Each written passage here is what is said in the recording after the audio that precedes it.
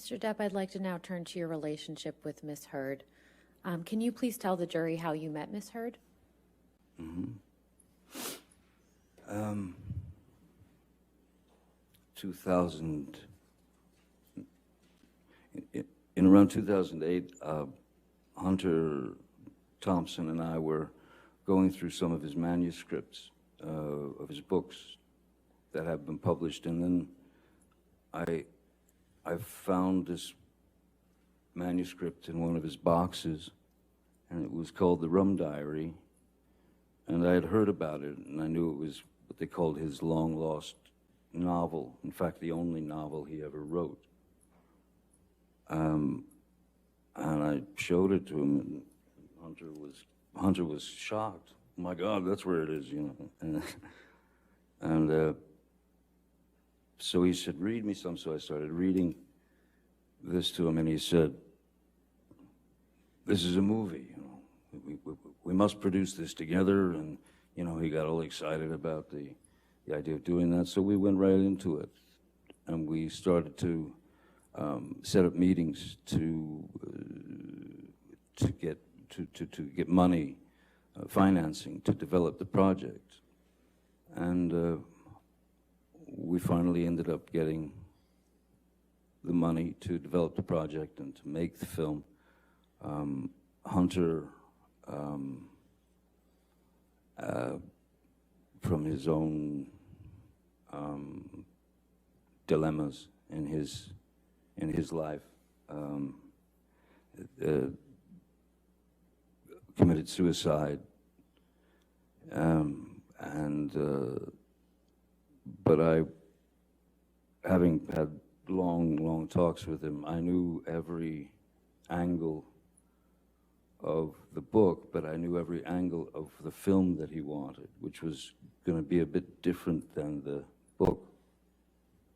And Bruce Robinson, who was a great writer-director, directed a film called With Nail and I and How to Get Ahead in Advertising, was the one director that Hunter and I talked about. And so I went to Bruce, who was a friend of mine, and I ripped him out of retirement because he never wanted to direct another film again.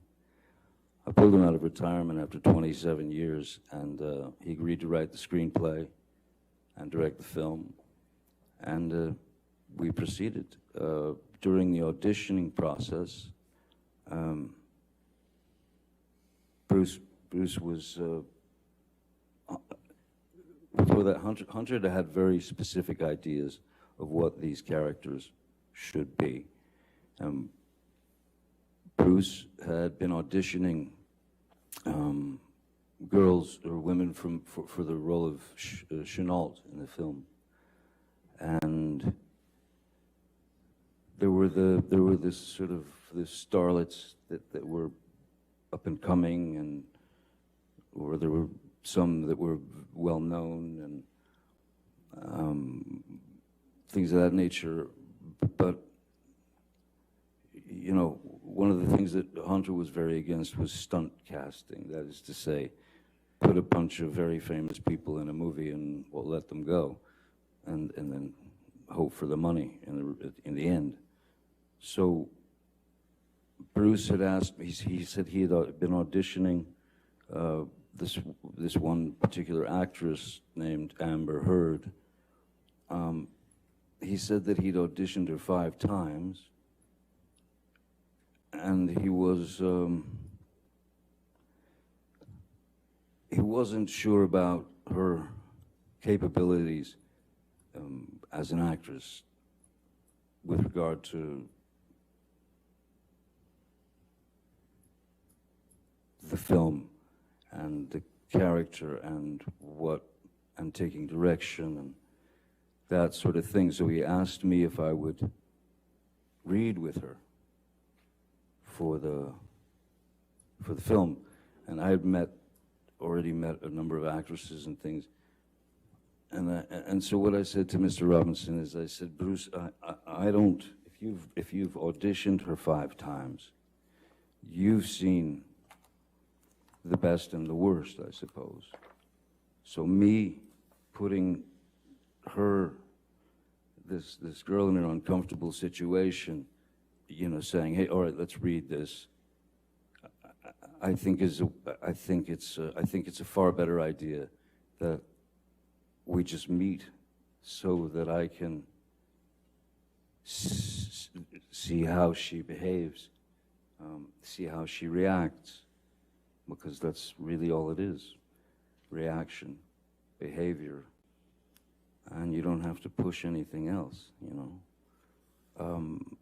So they made an appointment. She came to my office. I took one look at her and I thought, yep, that's the Chenault that Hunter wants. That's the one. I thought, yeah, she could definitely kill me. That's what Hunter wants. And so we spoke, and she was sweet as pie, pleasant, again, you know, intelligent, literate, very good taste. And I felt like what I felt and what I told Bruce was, look, when you put someone in a situation that they're obviously going to feel under pressure, it's not the best way to really know what they're capable of. And I made suggestions such as, and which I ended up making to Ms. Hurd. I made suggestions of films that might give her some insight into what we were looking for in terms of the film. Which is to say, I gave her films like To Have and Have Not, and things of that nature, because I wanted to. There was something very important that I felt she needed to know about stillness, as opposed to, you know, going broad or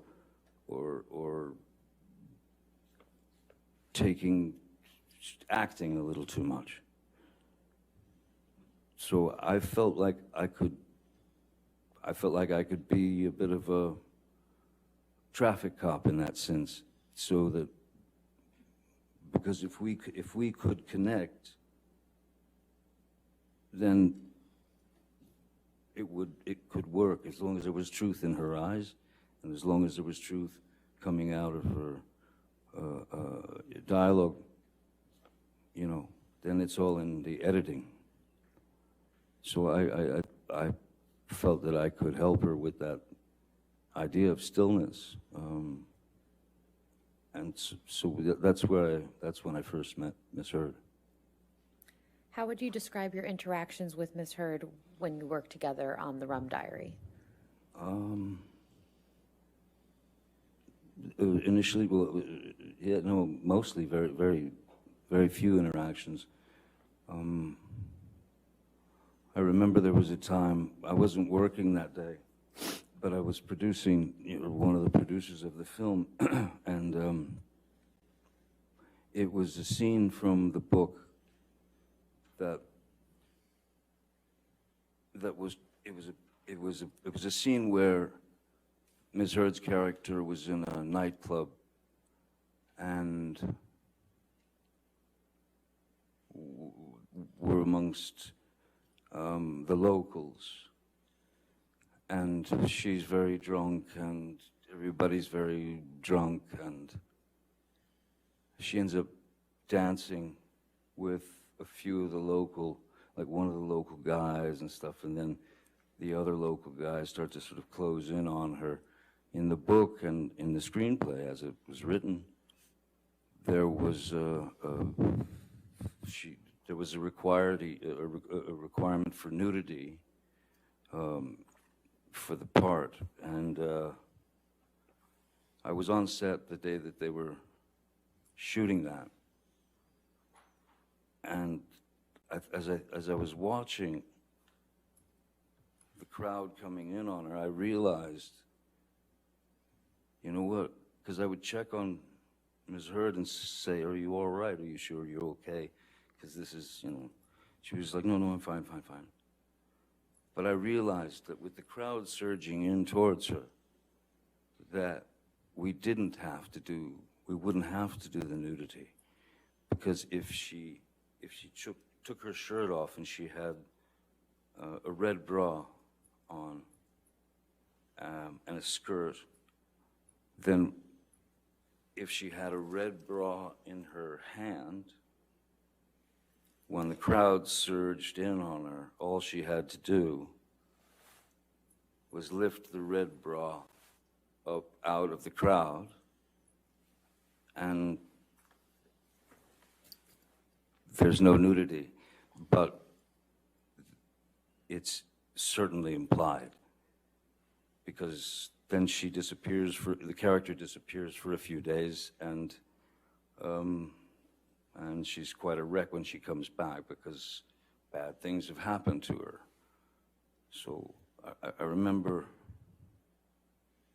telling Ms. Hurd, hey, you don't have to take your clothes off.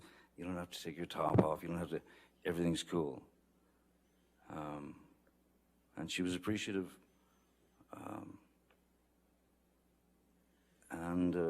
But other than that, we didn't really have much interaction until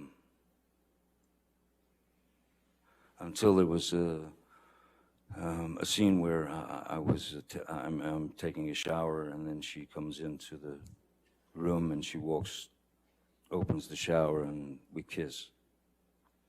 And that moment was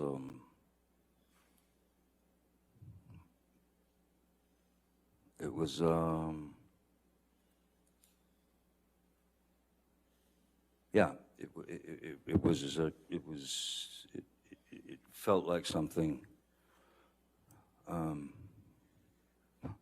It felt like something that I shouldn't be feeling, because she had her wife, and even though it was a scene, and she had her wife, and I had Vanessa and kitties, and yeah.